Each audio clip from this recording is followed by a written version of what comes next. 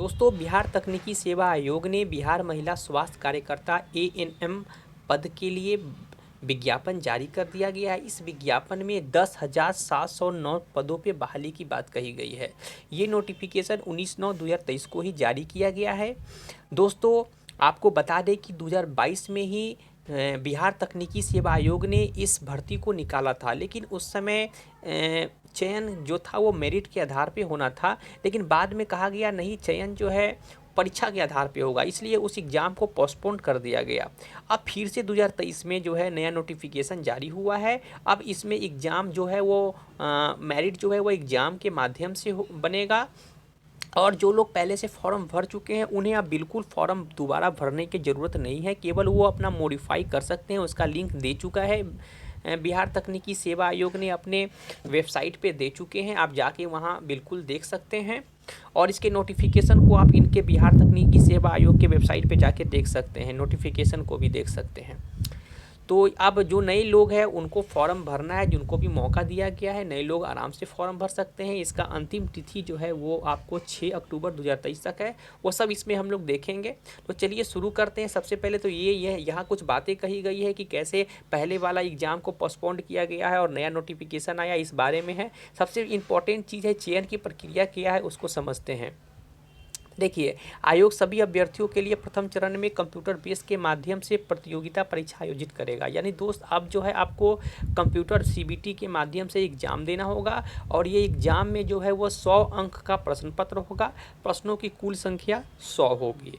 2 घंटे का परीक्षा होगा, कुल अंक 100 होगा, यानी 100 प्रश्न होंगे, 2 घंटे का समय मिलेगा, 100 अंकों का होगा। इसमें निगेटिव मार्किंग भी होगा। देखिए यहाँ पे लिखा हुआ है, साफ लिखा हुआ है कि परीक्षा में गलत उत्तर के लिए नकारात्मक अंक निगेटिव मार्किंग लागू किया जाएगा। सही उत्तर हेतु 1 अंक दे होगा, और प्रत्येक गलत उत्तर हेतु 0.25 अंक काटा जाएगा। चलिए आगे देखते हैं। आपको दोस्त आगे समय समझा दूं कि सामान्य वर्ग के लिए 40% लाना ही पड़ेगा। यदि आप सामान्य वर्ग से हैं तो आपको 40%, पिछड़ा वर्ग से है तो 36.5%, अत्यंत पिछड़ा वर्ग से हैं तो आपको 34%, यदि आप SC ST से आते हैं तो आपको 32% लाना ही पड़ेगा। अगर इससे कम अगर आप लाते हैं तो पहले ही आप अयोग्य हो जाएंगे। अब चलिए मेरिट कैसे बनेगा इसको समझिए। देखिए, प्रतियोगिता परीक्षा में प्राप्त प्राप्तांक के लिए 60 अंक मिलेंगे। देखिए इसको समझिए, अगर आप 100 में 100 लाते हैं तो आपको 60 अंक मिलेगा। यदि आप 100 में 50 अंक लाते हैं तो आपको कितना मिलेगा, 30 अंक मिलेगा। देखिए इसको समझिए, यहाँ पर देखिए नोट नीचे में लिखा हुआ है, इसको समझिए कि लिखा हुआ है कि प्रतियोगिता परीक्षा में प्राप्तांक के लिए किसी अभ्यर्थी को प्रदान किए जाने वाले अंकों का अवधारणा प्रतियोगिता परीक्षा में प्राप्त कुल अंकों के प्रतिशत को 0.6 से गुणक से गुणा करके किया जाएगा। उदाहरण के लिए समझिए, यदि किसी अभ्यर्थी को 50% अंक प्राप्त किया गया हो तो उसे 50 गुने 0.6 से गुना करके 30 अंक दिए जाएंगे। यानी आपको, अगर देखिए मैं समझा, पहले ही बताया था आपको कि यदि 50 अंक आपको मिलते हैं तो आपको 30 अंक ही दिए जाएंगे। ये बिल्कुल समझ में आ गया। आप 15 अंक कैसे मिलेगा सोचिए। अगर आप उच्चतर कोर्स के लिए, यदि आप GNM किए हैं तो आपको 10 अंक मिल जाएंगे। यदि आप MSc नर्सिंग किए हैं तो आपको 15 अंक मिल जाएंगे। अब आगे चलिए। बिहार के अंदर अवस्थित सभी सरकारी, गैर सरकारी, केंद्र सरकार, पंचायत, नगर निगम अस्पतालों में कार्य का अनुभव प्रतिवर्ष के लिए 5 वर्ष। अब आपको यहाँ एक्सपीरियंस के लिए 5 अंक मिलेगा, यह भी 1 वर्ष के लिए। अधिकतम आपको 5 वर्ष के लिए 25 अंक दिया जाएगा। आपका एक्सपीरियंस अगर है तो इसमें नंबर जुटेगा, आपने अगर उच्चतर कोर्स किया है तो नंबर जुटेगा, और ये परीक्षा के माध्यम से जो अंक आएंगे ये तीनों मिला करके मेरिट बनेगा। चलिए दोस्त आगे समझते हैं। आगे देखिए, ये सब कुछ इन्फॉर्मेशन है, देख लीजिएगा। मैं आपको इम्पोर्टेंट बता देता हूँ। देखिए इसका वेबसाइट देखिए दिया हुआ है दोस्त।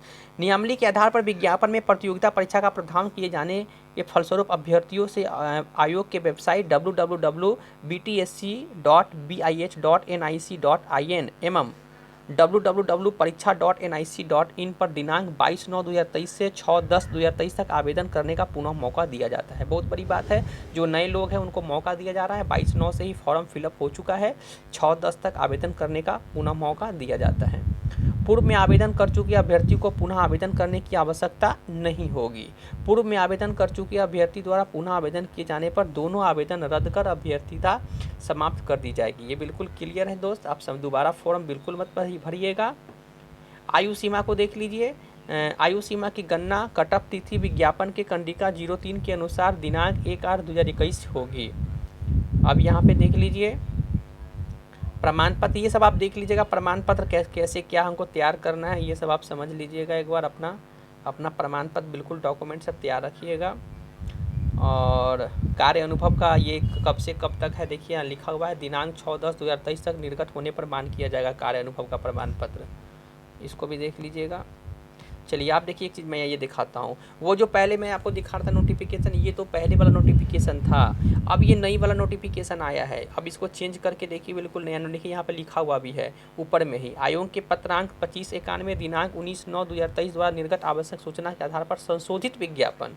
ये देखिए संशोधित, देखिए यहाँ पे लिखा हुआ भी है कुल पद देखिए 10,709 है ना कुल पद। और देखिए यहाँ पे देखिए अनारक्षित के लिए कितना है 3539 पद।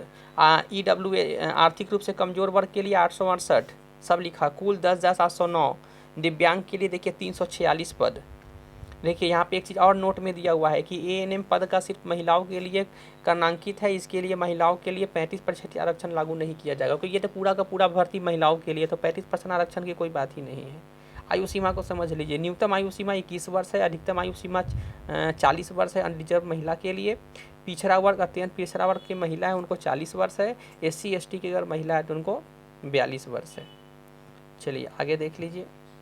एक चीज़ यहाँ पे नोट में आप एक चीज़ ध्यान रखिएगा, जो पहले से जो फॉर्म फिलअप किए उनके लिए, वैसे अभ्यर्थी जो 1/8/2015 में इस विज्ञापन में निर्धारित योग्यता को पूरा कर चुके थे और विज्ञापन नहीं प्रकाशित होने के कारण आवेदन नहीं कर सके थे, वो कोटिवार अधिकतम उम्र सीमा में 6 वर्षों का छूट दे होगा। ये बहुत बड़ी बात है, ध्यान रखिएगा।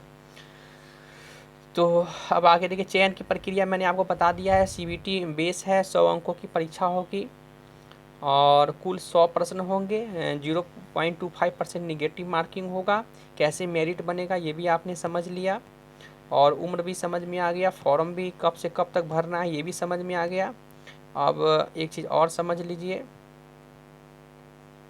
एक चीज़ और मैं आपको इम्पोर्टेंट सूचना दे दूं। आवेदन शुल्क समझ लीजिए। यदि आप सामान्य वर्ग से पिछड़ा, अत्यंत पिछड़ा, आर्थिक रूप से कमजोर वर्ग से आते हैं तो 200 रुपये आपको देना होगा। राज्य के बाहर के उम्मीदवार चाहे किसी भी वर्ग की महिला हो 200 रुपया उनको देना होगा।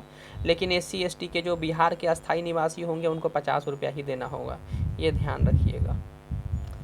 तो चलिए अब बिल्कुल ये सब आप अपना देख लीजिएगा, महत्वपूर्ण निर्देश को भी समझ लीजिएगा और बाकी आप ये सब आप अपना देख लीजिएगा। आप लोग जाइएगा डायरेक्ट इनके वेबसाइट पे और वेबसाइट पे जाकर के नोटिफिकेशन को डाउनलोड कीजिएगा, वहाँ पे अच्छे से एक बार पढ़ लीजिएगा और तब जाकर के फॉर्म को फिलअप कर लीजिएगा। दोस्तों ये बहुत बड़ी वैकेंसी है, बहुत अच्छी वैकेंसी है, सरकारी परमानेंट जॉब है। अगर आप इसकी योग्यता रखते हैं तो मन लगा के पढ़ाई कीजिए और सब कुछ छोड़ के पढ़ाई में लग जाइए और अच्छे से तैयारी कीजिए। और बस मेरी शुभकामनाएं हैं, आपको अच्छे से तैयारी कीजिए, आपका एग्ज़ाम अच्छे से हो जाए और आप एक गवर्नमेंट जॉब में आ जाएं। तो आज के वीडियो में बस इतना ही, मिलते हैं फिर अगले वीडियो में। धन्यवाद।